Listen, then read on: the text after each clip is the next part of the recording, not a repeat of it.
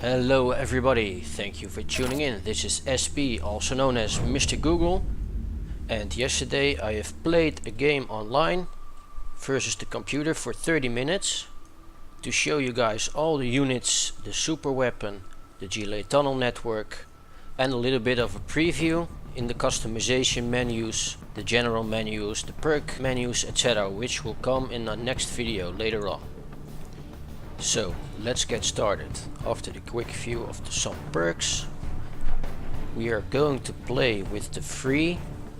With free I mean the standard basic general you get at the start. You get one general of each faction. This free tactician GLA general is one of them, and I'm going to start a PvE game versus the ghost. PvE I mean the computer, just so I can show all of the units, tech upgrades, some micromanagement of the units, and all of the other good stuff. So in this game you can expect some close-ups, so you can see the tanks and the units up close.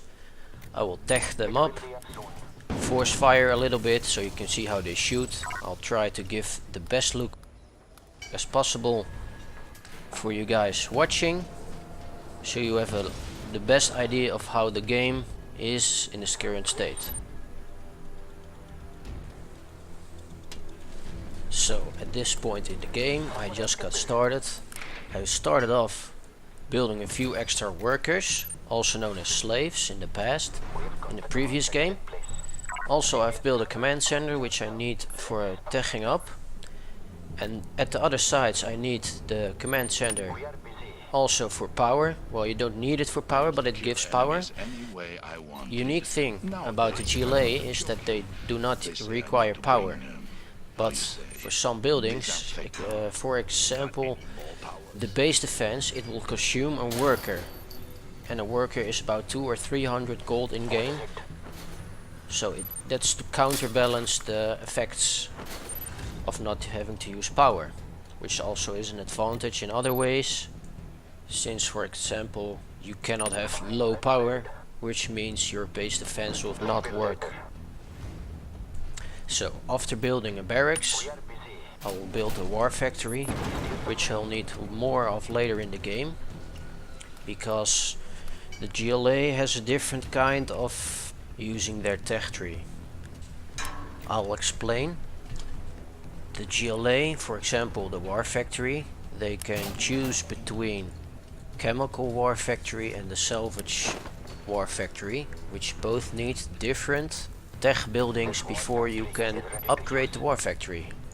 As you might have already seen, I've sent out a few slaves to go for the oil derricks, and I'll explain a little bit about the oil derricks.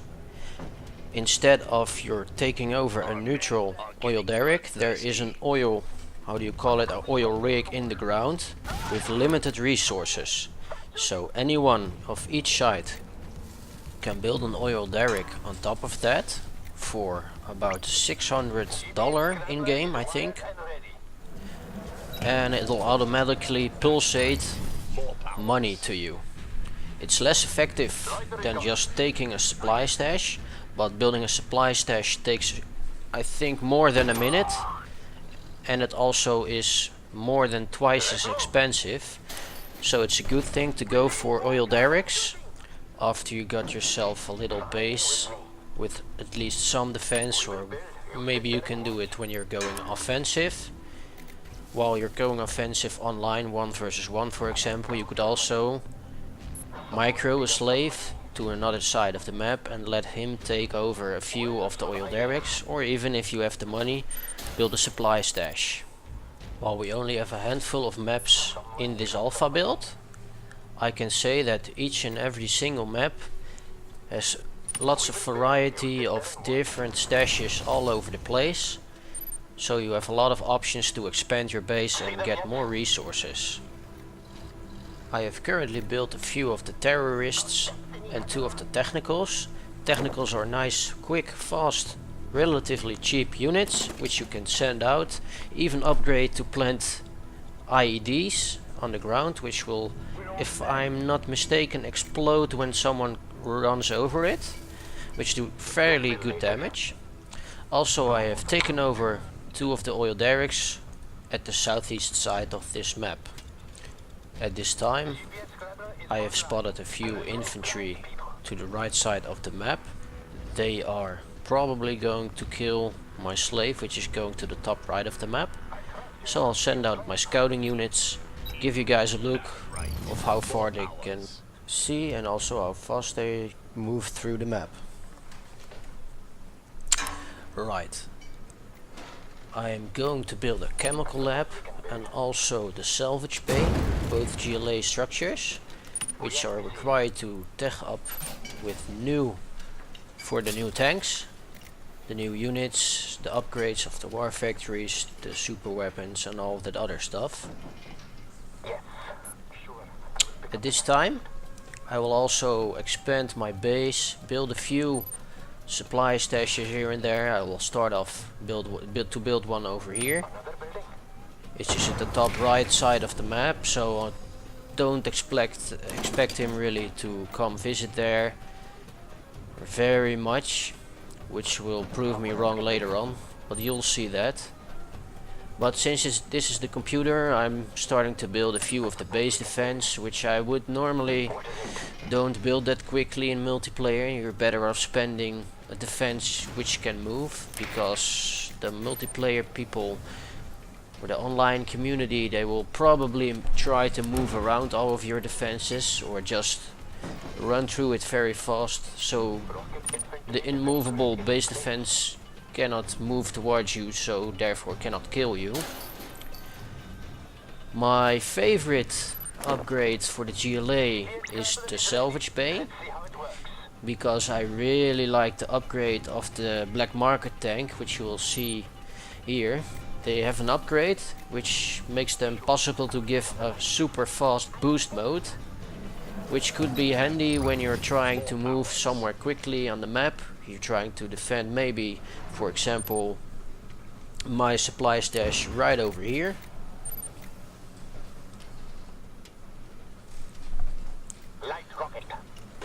Alright, I'll also try to give a few of the zoom ins on the units so you can see for yourself, have a better look at it. I'll try to render out this video in the best quality possible.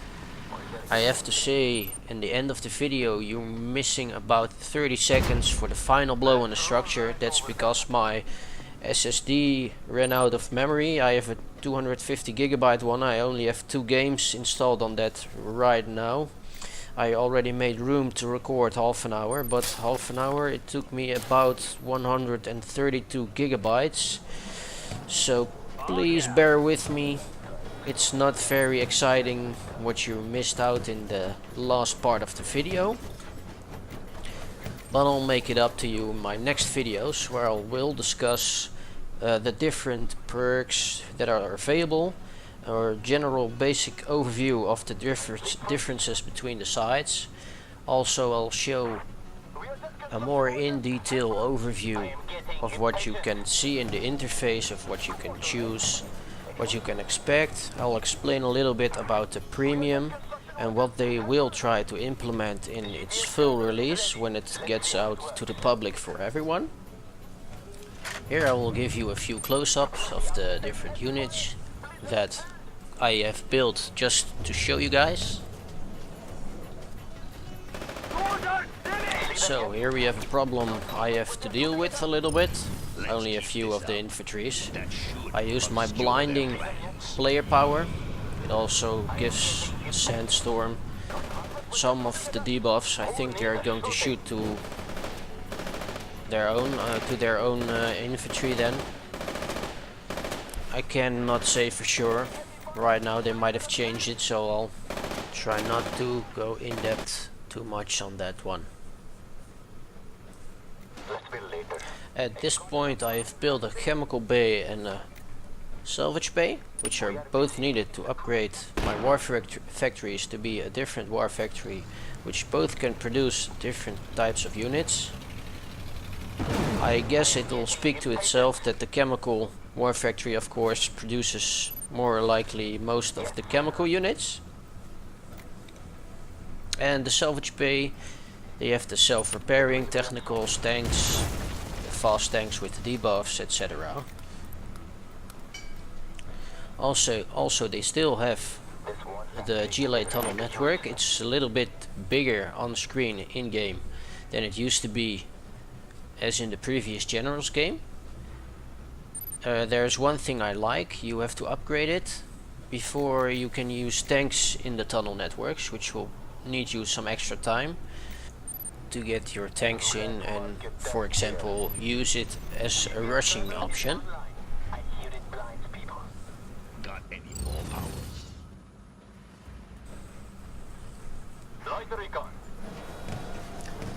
Well, let's give my recon units some scouting purpose.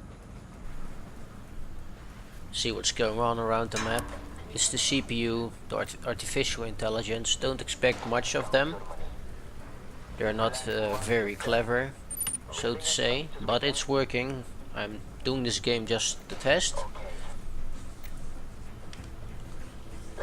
Let's build another tunnel network right over here. I'll put some tanks in later on. Let's test out this cool radar van. It's a support unit. It doesn't attack by itself, except when you're upgrading it and microing, but doesn't look all that bad, right? Considering it's the improved frostbite engine. I'm sure it's altered in a way that it's not nearly the same as the engine in Battlefield. I'm not an expert in different engines, but I know it's the same engine in its core, in its skeleton, so... Well, that's the rocket buggy.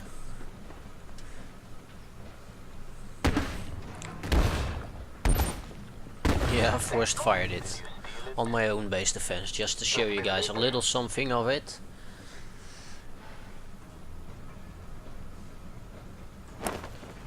It has quite some detail already in this game.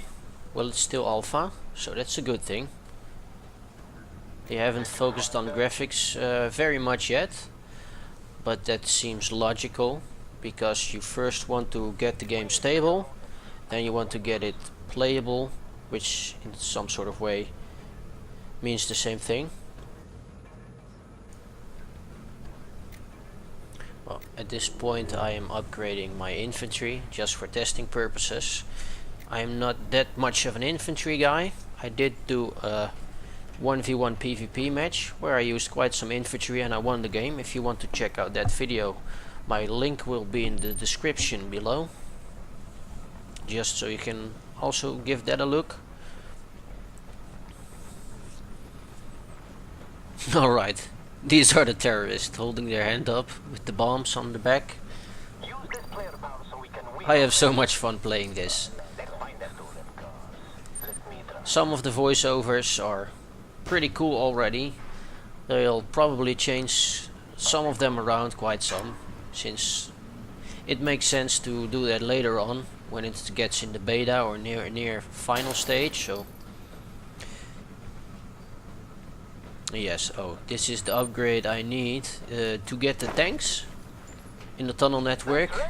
For those who don't know what a GLA tunnel network is, it's basically the same thing as in the previous game.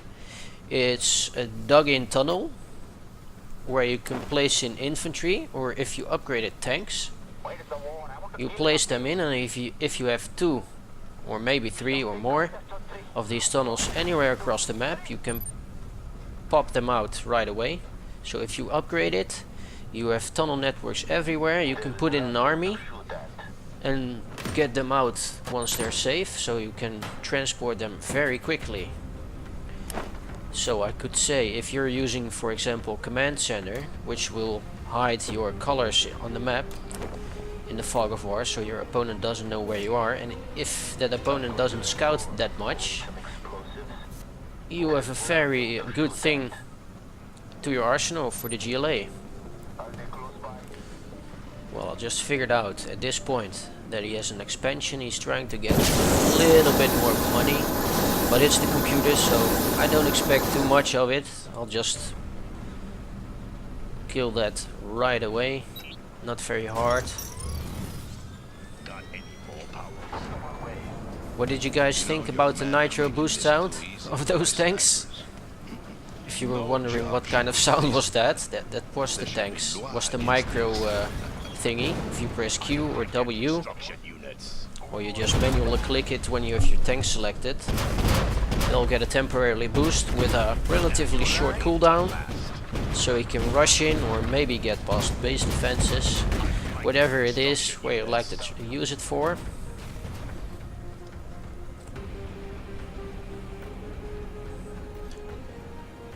Okay, so I've built at least one unit of each unit that is available. I'll just send them over a little bit closer to my enemy. Probably do some more scouting.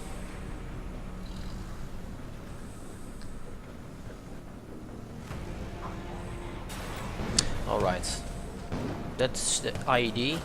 If you want an IED for your technicals, you have to upgrade it on the tech structures before you can do that.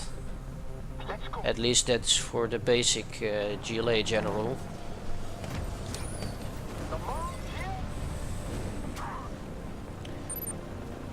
Well, that's not a problem, I couldn't handle it that time. I'll just kill him. Build a super weapon. Yes guys, the super weapon, the Scud Storm. There is one thing different about the Scud missiles for the GLA super weapon. I'll explain.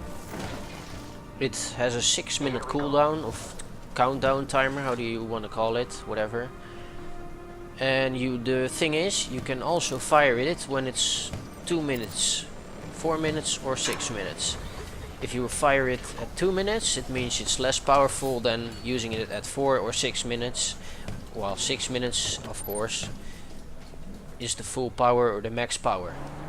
But this is something unique, as far as I know. They might have changed it in the latest patch. I haven't played every general yet, so please don't flame me if I say a thing wrong about this. One thing I'd like to say is that big explosion trucks, they look very cool. They are implemented already in a very cool way, but they tend to explode a little bit out of the range, so you end up spending money at this time using this unit, and it'll explode and it won't do that much. But they have fixed it a little bit before, and they'll try to do that later on. Again, of course, this is alpha. I'm not worried about that, so I'll just not use that unit that much. I'll just use it right now, just so you guys can see what will happen when I'll send it out. The computer isn't defending very much, so it shouldn't be a problem. That was the boost. Well, for testing purposes, I have the rocket body, the radar van, the quad cannons, and also that big one over there is an heavy armored artillery. Well, not that heavy, it has quite some armor. It's not like light armor artillery, which you might have been used to in previous games.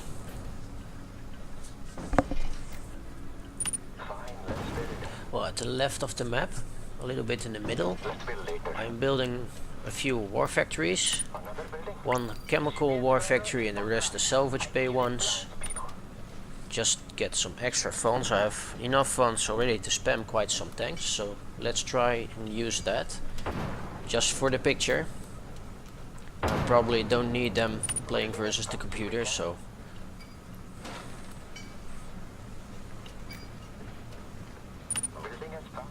I think I make about 5 or 4 war factories, not including the ones I already had. See them yet?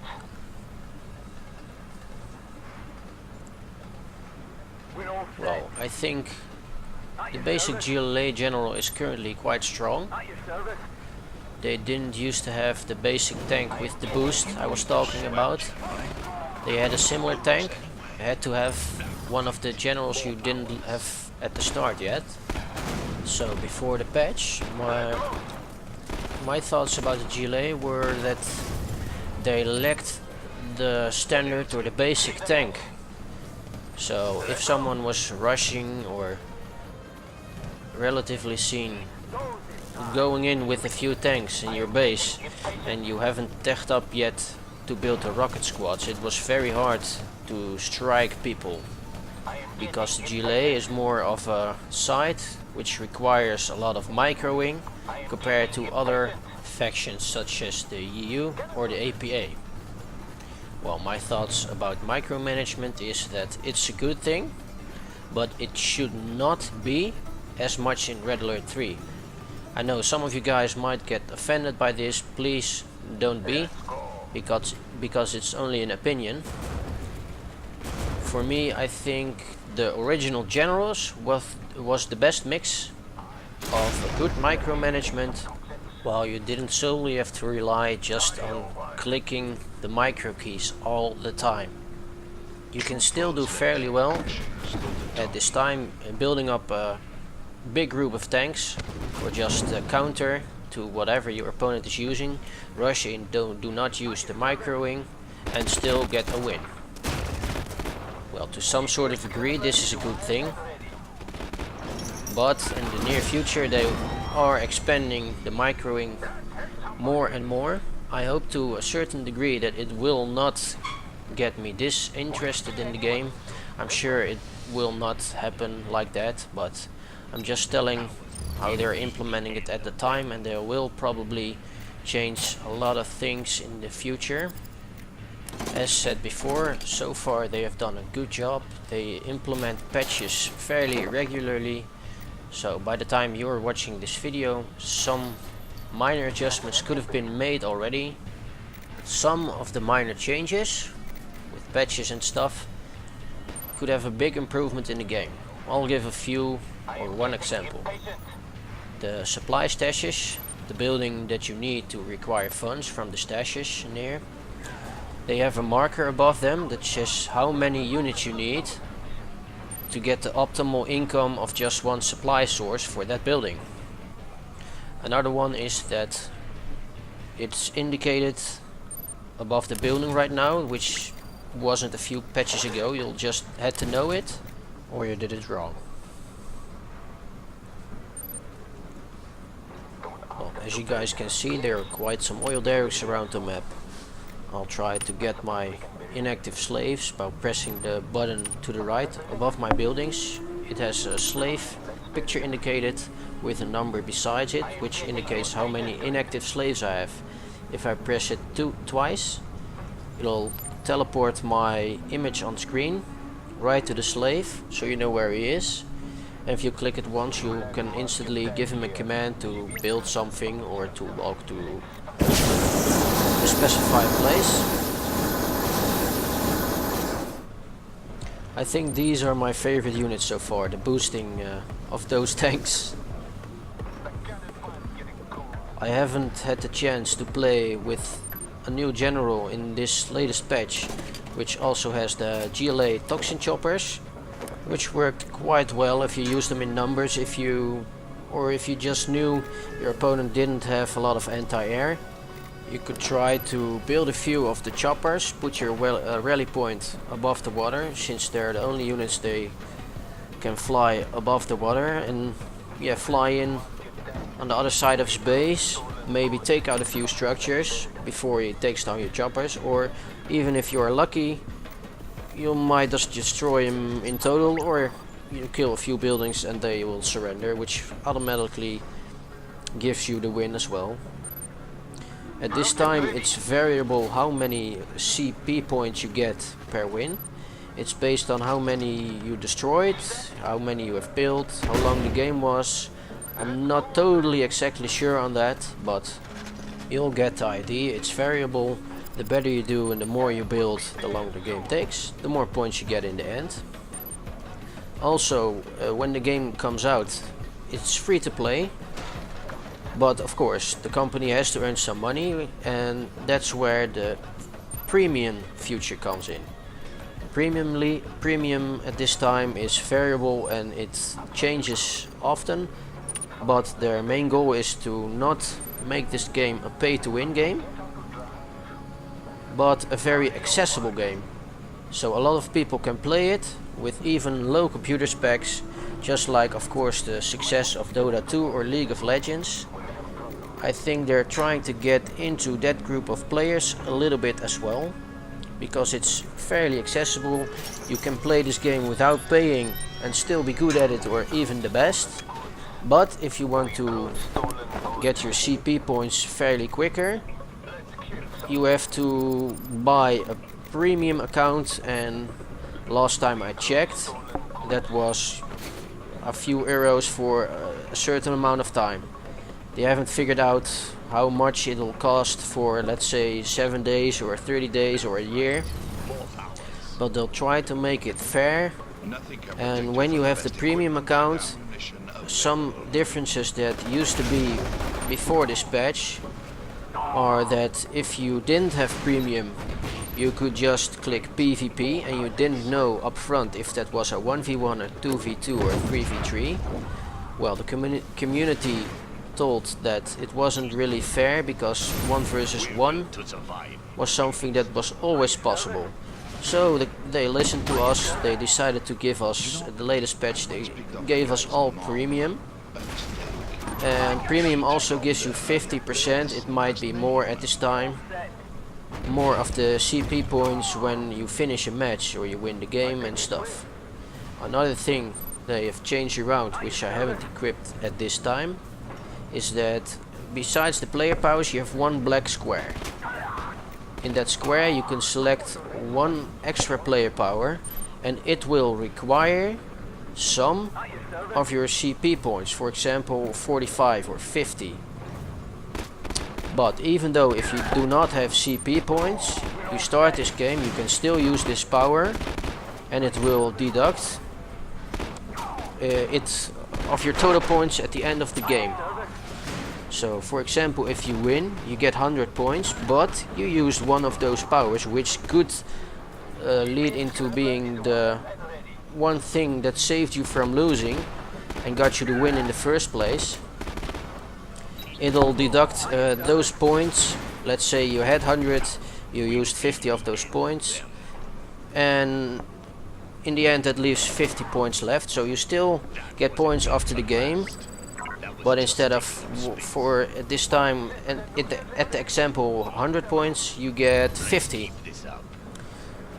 Not sure how I think about that yet, but I get the feeling they're going in the right direction, if you know what I am saying.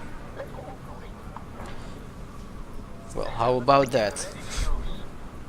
Lots of thanks. Let's go finish this guy. Boost him up.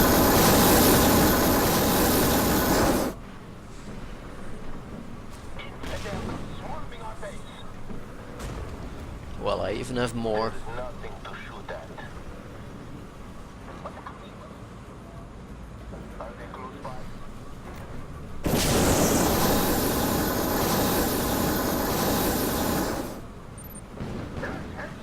Well, the computer didn't have any sorts of offenses versus me except for maybe the few infantry. It varies because sometimes they even try to rush you a little bit, so it might be bugged a little bit because he didn't attack me very much. It could also be because I killed his supply center expansion. Well, that was one of my player powers, you can use that. It's some sort of GLA toxic nuke.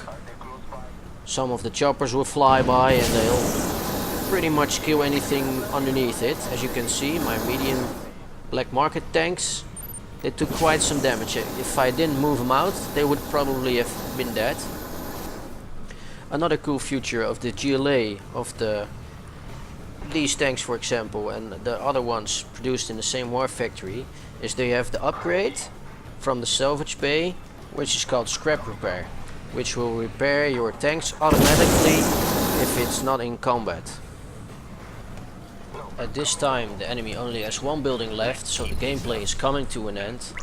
Unfortunately I missed out on the last final blow because of my memory ran out on the SSD while recording, but in the end I'll show you guys how many structures I've built according to the game and also how many resources I had and all of that other stuff you could expect.